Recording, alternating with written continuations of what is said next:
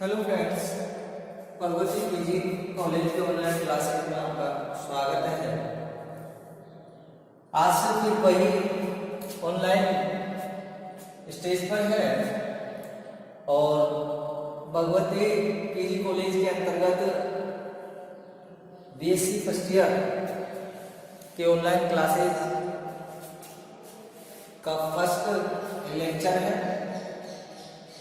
BSc first year के अंतर्गत जैसे कि ऑफलाइन क्लास के अंतर्गत यूनिट 3 स्टार्ट हो चुकी थी और यूनिट 3 के अंतर्गत कई को मतलब मैंने इसकी एक्सटर्नल मॉर्फोलॉजी बताती थी, फिर भी मैं इसको दोबारा से लेते हैं।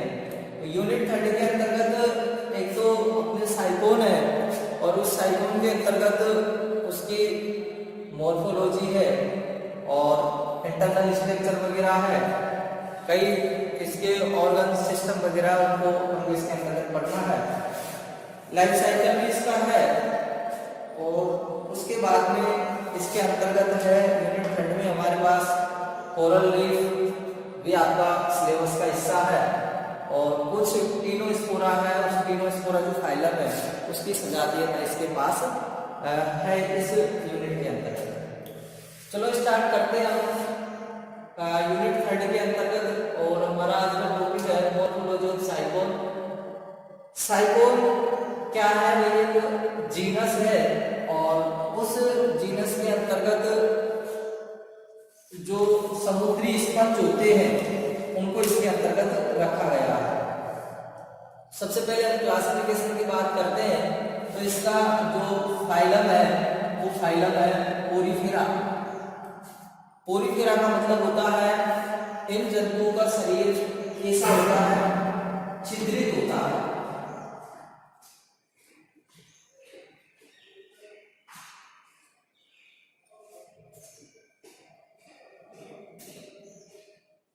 इन जंतुओं का शरीर छिद्रित होता है अर्थात इनके जो पूरे शरीर होते हैं उन पर छिद्र पाए जाते हैं। फिर उसके बाद में इसकी जो क्लास है कैलकेरिया, ऑर्डर हेटेरोसिला, जीनस साइकोन और स्पीसीज है कोरोनिएटा। इस कोरोनिएटा स्पीसीज का अपन क्या है स्टडी करेंगे, अध्ययन करेंगे। तो सबसे पहले हम स्टडी जैसे ही करते हैं तो इसमें आता है अपने पास आवास एवं सहवाग। आवास एवं सहवाग की जैसे ही बात करते हैं तो साइकोन एक तो समुद्री जल के अंतर्गत पाया जाता है और समुद्री जल के साथ साथ यह एक क्या होता है स्थानबद्ध होता है। स्थानबद्ध का मतलब है एक ही जगह पर, मतलब ये किसी भी आधार होता है उससे क्या होता है चिपका रहता है। सामान्यतः ये पत्थर या लकड़ी या जो चट्टान होती है उन सर ये मतलब चिपका हुआ रहता है। और इसके हम स्ट्रक्चर की बात करते हैं तो सामान्यतः देखो इसकी इस प्रकार से संरचना होती है कि ये सबस्ट्रेट यानी कोई चट्टान वगैरह है वहां से मतलब ये चिपका हुआ रहता है। कई इसके मतलब ब्रांच से निकली हुई है जिनको मतलब साइकोन बर्ड के नाम से जाना जाता है। इस प्रकार से गोल गोल आपको इस पूरी बॉडी पर स्ट्रक्चर दिखाई देगी, उनको मतलब पोल या छिद्र के नाम से जाना जाता है और उनको नाम दिया गया है ओस्टिया। इसका एक कोई स्वतंत्र सिरा होता है और उस स्वतंत्र सिरे पर एक कोई बड़ा छिद्र होता है और उस बड़े छिद्र को ओस्कुलम के नाम से जाना जाता है और इस ओस्कुलम के द्वारा जो शरीर के अंतर्गत जल गया है वो क्या है बाहर आता है। इस ओस्कुलम के चारों ओर एक कतार के रूप में कैल्शियम की बनी हुई कंटिकाएं पाई जाती है और जो वो कैसी होती है रेखीय होती है, मतलब ऐसे नहीं होती बाई ब्रांच या ट्राई ब्रांच इस प्रकार से नहीं होती, केवल एक रेखीय के अंतर्गत होती है जिनको मोनोएक्सोन स्पिक्यूल के नाम से जाना जाता है। और इस संरचना को ऑस्कुलर फेरेंजी यानी कि ऑस्कुलर झालर के नाम से जाना जाता है। ये ऑस्कुलर क्या हुए झालर के नाम से इसको जाना जाता है। इसके पूरे शरीर पर स्पिक्यूल्स कंटक पाए जाते हैं और ये स्पंज की तरह होता है। साथ ही हम बात करते हैं तो ये एकल यानी कि अकेला भी रहता है। स्वतंत्र रहने के साथ साथ अगर हम बात करते हैं तो ये कॉलोनियल फॉर्म के अंतर्गत भी पाया जाता है, यानी कि कॉलोनी के जो रूप होता है उसके अंतर्गत ये देखने को मिलता है। इसके हम अगर भोजन की बात करते हैं तो भोजन के रूप में ये जो सूक्ष्म प्रोटोजोआ है, माइक्रो प्रोटोजोआ डाइटम है, इनको क्या करता है अपने भोजन के रूप में, कवक वगैरह है इनको अपने भोजन के रूप में क्या करता है, ग्रहण करता है। और ये क्या होते हैं, अलैंगिक जनन इनके अंतर्गत पाया जाता है। और अलैंगिक जनन किसके द्वारा होता है, बडिंग यानी कि मुकुलन प्रक्रिया के द्वारा होता है। लेकिन जो अगर पूछा जाए तो ये द्विलिंगी भी होते हैं, यानी कि एक के अंतर्गत ही मेल एंड फीमेल उपस्थित रहते हैं।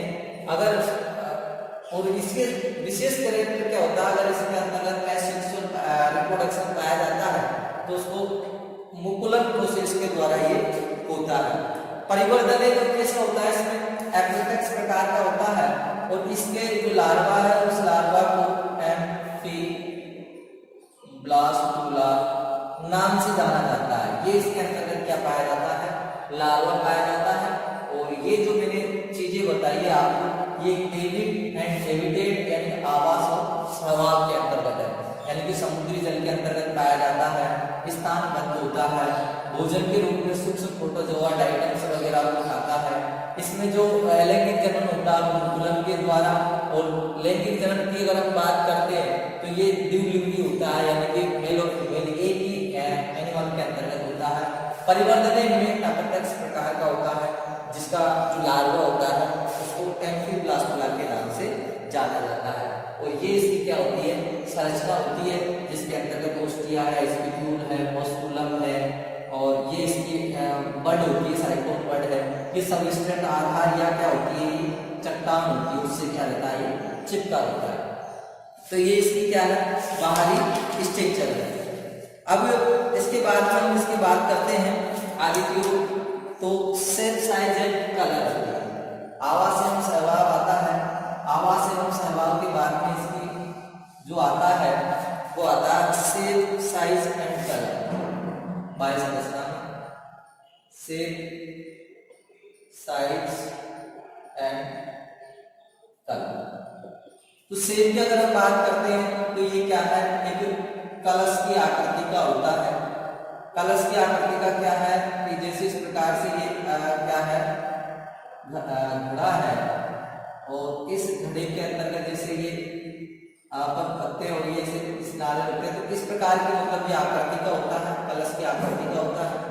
अगर हम इसके साइज की अगर हम बात करते हैं तो 3 से 4 सेंटीमीटर तो क्या होता है, ये लंबा होता है।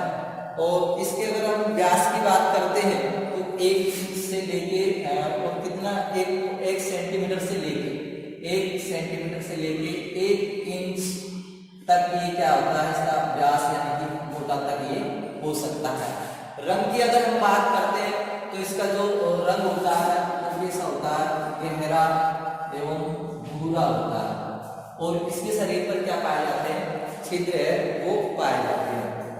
अब हम बात कर लेते हैं इसके जो ओस्टिया है, तो ओस्टिया क्या है, ये एक बेलनाकार सेकंड के अंतर्गत इसमें आएगा ओस्टिया। ओस्टिया एक बेलनाकार छिद्र होते हैं, और इन छिद्र के द्वारा जो जल होता है वो शरीर के अंदर प्रवेश करता है, और फिर जो संपूर्ण जल है वो ओस्कुलम के द्वारा बाहर निकाल दिया जाता है। तो सेकंड के बाद में जैसे ओस्टिया हो गया तो थर्ड इसके अंतर्गत क्या आती है, ओस्कुलम। ओस्कुलम ये वाली स्ट्रक्चर है जो क्या होती है, स्वतंत्र सिरे पर पाई जाती है, और जिसके द्वारा संपूर्ण जल होता है बॉडी का वो क्या है, शरीर से बाहर जाता है। तो ये अगर हम बात करते हैं तो ये किसके अंतर्गत आता है, ये केवल हमारा आता है एक्सटर्नल या बाह्य संरचना के अंतर्गत, एक्सटर्नल स्ट्रक्चर के अंतर्गत आता है। क्या क्या आता है स्ट्रक्चर के अंतर्गत, सबसे पहले इसमें शेप, साइज एंड कलर आएगा बाह्य संरचना के अंतर्गत, फिर इसके अंतर्गत ओस्टिया आएगा, फिर इसके अंतर्गत क्या आएगा, ओस्कुलम आएगा। और भी अगर आप पैराग्राफ चेंज करके लिखे तो स्पीक्यूल्स के बारे में भी आप लिख सकते हैं। तो ये किसके अंतर्गत आता है भाई? बाह्य संरचना के अंतर्गत, एक्सटर्नल स्ट्रक्चर के अंतर्गत आता है। अब हम आगे की ओर बढ़ते हैं, तो आगे की ओर पढ़ने वाले हैं वो हम पढ़ेंगे इंटरनल स्ट्रक्चर, आंतरिक संरचना।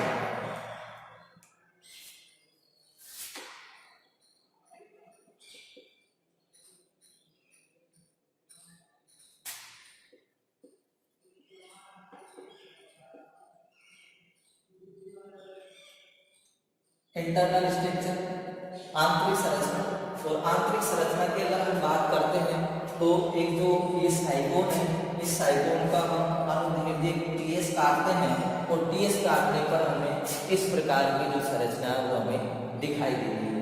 तो इंटरनल स्ट्रक्चर के अंतर्गत हम सबसे पहले हम बात करते हैं तो वो है स्पॉन्जोसील। स्पॉन्जोसील क्या होती है? गुहा होती है, और ये जो गुहा है वो साइगोन की क्या है? एक केंद्रीय व बड़ी गुहा होती है, केंद्रीय बड़ी गुहा यानी कि केविटी है। ये स्पॉन्जोसील है, ये केंद्र के अंतर्गत होती है और क्या होती है? वो बड़ी होती है। साथ ही अगर हम इसके बात करते हैं, ये इसके अंतर्गत क्या है? हमेशा जल भरा रहता है। इसमें क्या रहेगा? जल भरा रहेगा, और इसमें पिनेकोसाइट सेल्स पाई जाती है। पिनेकोसाइट्स इसके अंतर्गत क्या पाई जाती है? सेल से मतलब आश्रित रहते हैं, और एक इसके अंतर्गत पिनेको जो साइट सेल्स है, इस सेल्स से इसका क्या रहता है? आश्रित यानी कि आवरण रहता है, आश्रित। पिनेकोसाइट सेल्स से इनका ये आवरण है, ये पिनेकोसाइट से मिलकर बना होता है।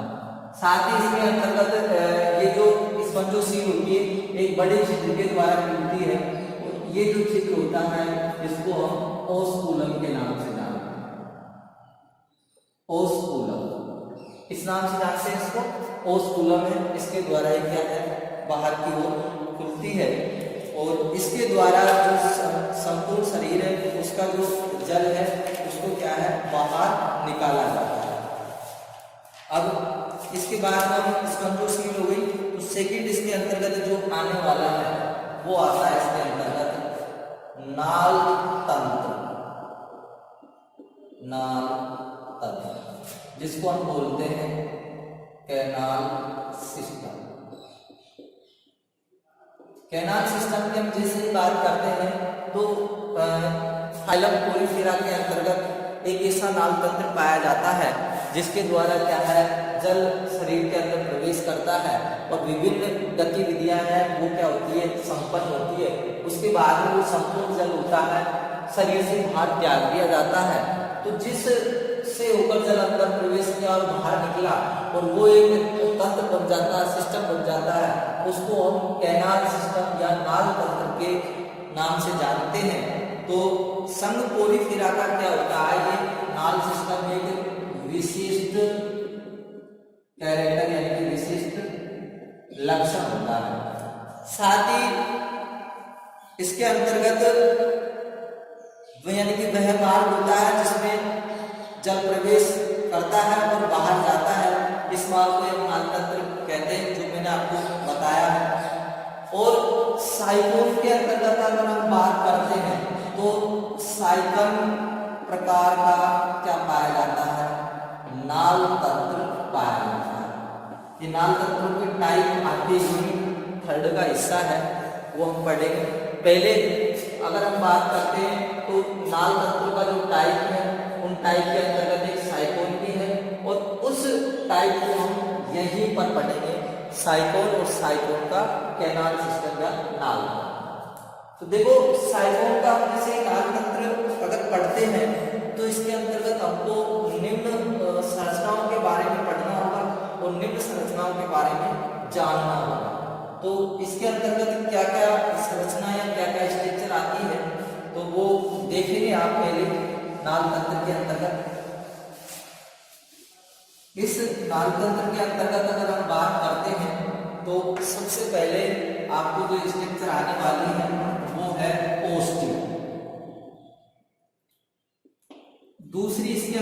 आएगी इन करंट कैनाल। तीसरी इसके अंतर्गत आएगी प्रोसोपायर। चौथी इसके अंतर्गत जो आने वाली है वो है रेडियल कैनाल। पांचवी इसके अंतर्गत जो आने वाली है वो है एपोपायर। और छठी इसके अंतर्गत जो आने वाली है स्पोंजोसेल। और 7 नंबर पर इसमें आने वाली है ऑस्कुलम। ये एक साइक्लोन प्रकार का जो कैनाल सिस्टम होता है, उस साइक्लोन प्रकार के कैनाल सिस्टम के अंतर्गत हम ये 7 भाग है, इन 7 भागों के द्वारा हम इसके नाल तंत्र इसको क्या करने वाले हैं, कंप्लीट करने वाले हैं। तो सबसे पहले मैं बात कर लेता हूँ इसके अंतर्गत ओस्टियम। ओस्टिया जो इस प्रकार से जो साइक्लोन का मैंने ये शरीर बताया है, इस शरीर के अंतर्गत इस प्रकार से कोर पाए जाते हैं, छिद्र पाए जाते हैं। ये गोलाकार आकृति के होते हैं और इनके द्वारा शरीर में क्या करता है, जल अंदर प्रवेश करता है और इनको हम ओस्टिया के नाम से जानते हैं, जो कि मैं आपको बाह्य संरचना में भी बता चुका हूं। अब आता है हमारा इन करंट कैनाल। इन करंट कैनाल यानी कि ओस्टिया एक जो नली है, उस नली के अंतर्गत खुलता है और उस खुलने पर जो जलधारा होती है उसको हम इन करंट कैनाल के नाम से जानते हैं। तो देखो साइक्लोन के शरीर के अंतर्गत अगर हम बात करते हैं तो इस प्रकार से एक लेयर तो ये, एक लेयर ये, एक लेयर ये। तो ये जो लेयर है ये तो है मेसेनकाइमा और ये जो लेयर है इसके अंतर्गत उस लेयर का नाम है पिनेकोडा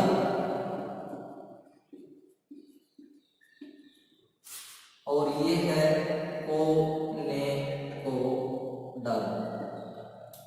यानी कि इसकी अगर हम बॉडी वॉल की बात करते हैं तो इसकी जो बॉडी वॉल है वो क्या है, 3 स्तरों से मिलकर बनी होती है, पिनेकोडल, मेसेनकाइमा और कोनेकोडल। तो सबसे पहले हम बात करते हैं इसके अंतर्गत जो पिनेकोडर्म है उसके अंतर्गत अंतर्वलन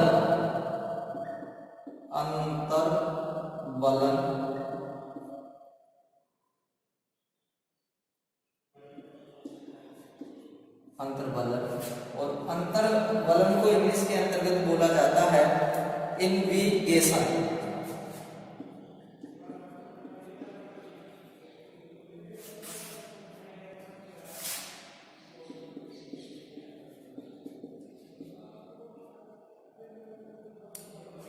इसके अंतर्गत क्या है, जैसे कि मान लीजिए ये जो पिनेकोडर्म लेयर है, यानी कि अगर मैं बात करूं कि इस प्रकार से ये 3 लेयर हो गए, पिनेको, मेसेन, कोने, और कौन सा हो गया, कोने। अब ये जो लेयर है पिनेकोडर्म के अंतर्गत ऐसे अंतर्वलन यानी कि अंदर की तरफ क्या होता है, वलन होता है, जिसके फलस्वरूप एक नाल या गुहा बन जाती है और उस गुहा को हम इन करंट कैनाल के नाम से जानते हैं। यानी कि ये साइक्लोन की वजह से मान लीजिए बॉडी है, इस बॉडी के अंतर्गत ये तो पिनेकोडर्म, इसके बाद मेसेनकाइमा और अंदर वाला है वो क्या है, कोनेकोडर्म। तो इसके अंतर्गत ये जो पिनेकोडर्म है इसमें क्या होता है, अंतर्वलन यानी कि अंदर की ओर घुस जाती है और इस धंसने के साथ साथ इसी को कहा जाता है इन करंट कैनाल। इन करंट कैनाल, ये इन करंट कैनाल होती है, ये वाली, ये और ये क्या है आपको इधर बताया रखा मैंने, ये ओस्टिया और बता देता हूं। अब उसके बाद में जैसे ओस्टिया से आगे बढ़ते हैं, करंट कैनाल से बढ़ते हैं, यानी कि कहने का मतलब क्या है, ये जो ओस्टिया होते हैं, ओस्टिया एक नाल के अंतर्गत खुलते हैं और उस नाल को हम किसके नाम से जानते हैं, उसको हम जानेंगे किसके नाम से, इन करंट कैनाल के नाम से। यानी कि ये जो ओस्टिया है और ओस्टिया के अंतर्गत ये जो खुल रहे हैं इनको हम इस प्रकार से प्रत्येक के अंतर्गत क्या है, इनकरेंट कैनाल। तो ये इनकरेंट कैनाल हो जाएगा, ये केवल क्या है, इनकरेंट कैनाल। और ये जो छिद्र है इसको क्या कहा जाता है, ओस्टिया। यानी कि ओस्टिया किसमें ओपन होता है, इनकरेंट कैनाल। फिर उसके बाद में आता है इसके अंतर्गत प्रोसोपाइल। प्रोसोपाइल भी एक क्या होते हैं, छिद्र होते हैं। और वो जो छिद्र होते हैं वो इनकरेंट जो कैनाल होती है, ये जो इनकरेंट कैनाल है एक छिद्र के द्वारा रेडियल कैनाल में ओपन होती है, इसको रेडियल कैनाल कहा जाता है। और ये जो रेडियल कैनाल में जिस छिद्र के द्वारा ओपन होती है उस छिद्र को हम किसके द्वारा, किस नाम से जाना जाता है, प्रोसोपाइल के नाम से जाना जाता है। तो ये प्रोसोपाइल होता है। रेडियल कैनाल क्या होती है, रेडियल कैनाल के अंतर्गत क्या होगा, रेडियल कैनाल के अंतर्गत जो आंतरिक स्तर है, कौन सा, ये आंतरिक स्तर। और ये आंतरिक स्तर को क्या नाम दिया गया है, कोनेकोडर्म। इस कोनेकोडर्म के अंतर्गत अब बहिर्बलन, बाहर की ओर बलन, देखो बाहर की ओर है, ये बाहर की ओर बलन होगा, यानी कि ये ऐसे है, तो ये अब क्या हो जाएगा, इस प्रकार से अगर बलन है, बाहर की ओर बलन है, इस बलन को कहा जाता है इरिगेशन। यानी कि इसको बहिर्बलन, और बहिर्बलन का जो नाम दिया गया है उसका नाम है इरिगेशन।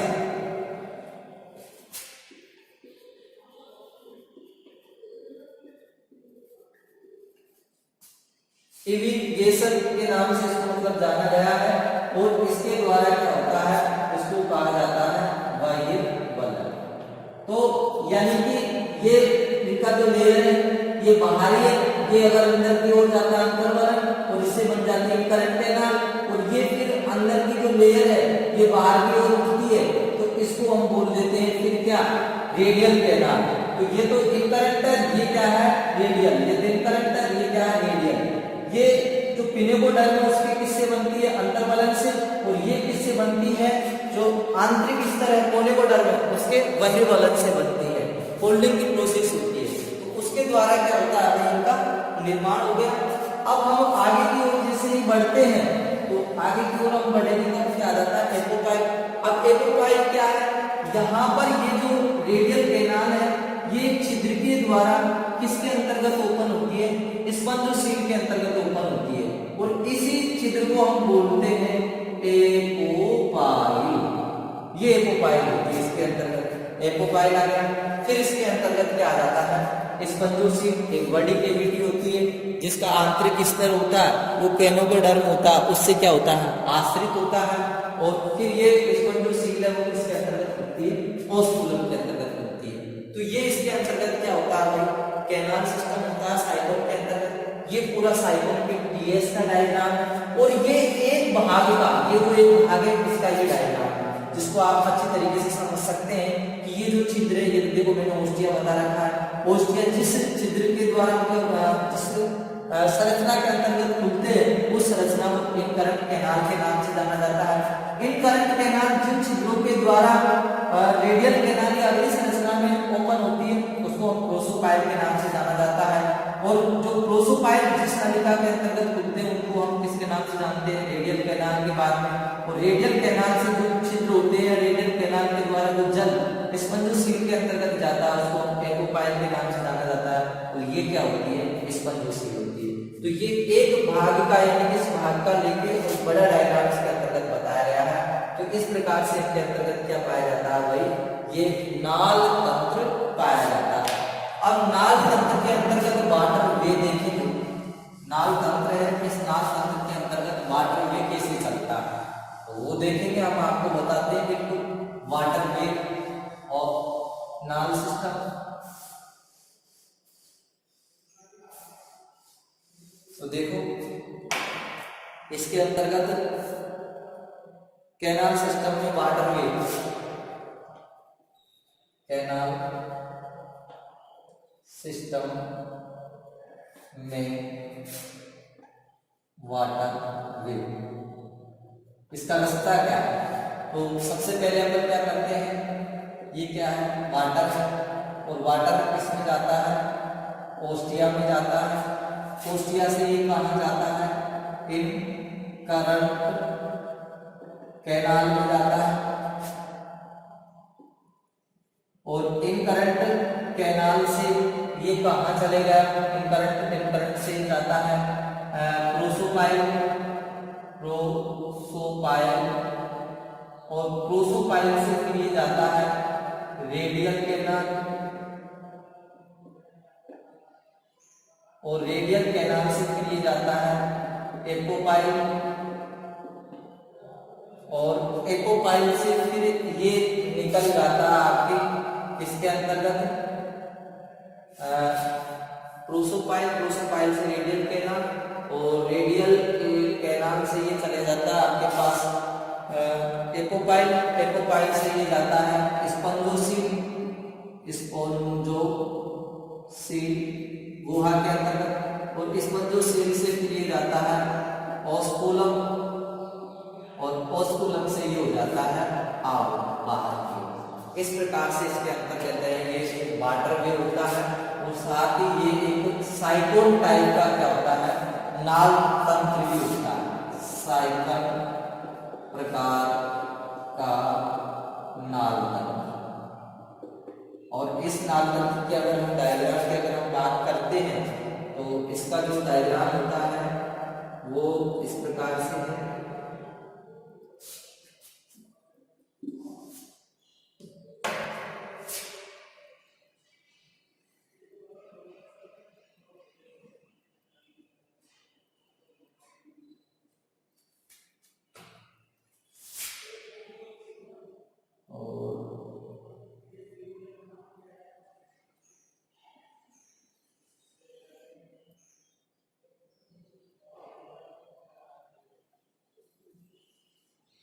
ये है और इसको आप डबल ए से कर देंगे।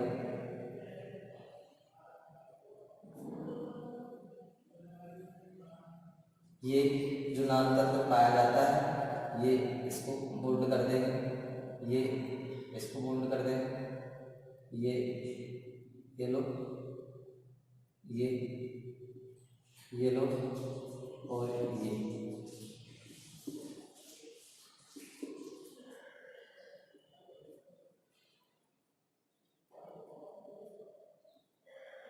ये इस प्रकार का जो टाइप है ये क्या है, एक साइक्लोन प्रकार का कैनाल सिस्टम। ये इस प्रकार से इसका डायग्राम होता है साइक्लोन प्रकार का। और ये जो नाल तंत्रों के टाइप है उसके अंतर्गत होता है। साथ ही इसकी जो इंटरनल स्ट्रक्चर है वो इंटरनल स्ट्रक्चर भी क्या होती है, इसके कंप्लीट होती है किसकी, साइक्लोन की। अब अपना जो नेक्स्ट रहेगा वो रहेगा साइक्लोन में शोषण, और शोषण के अंतर्गत अपन है जो कल करेंगे। आज के अंदर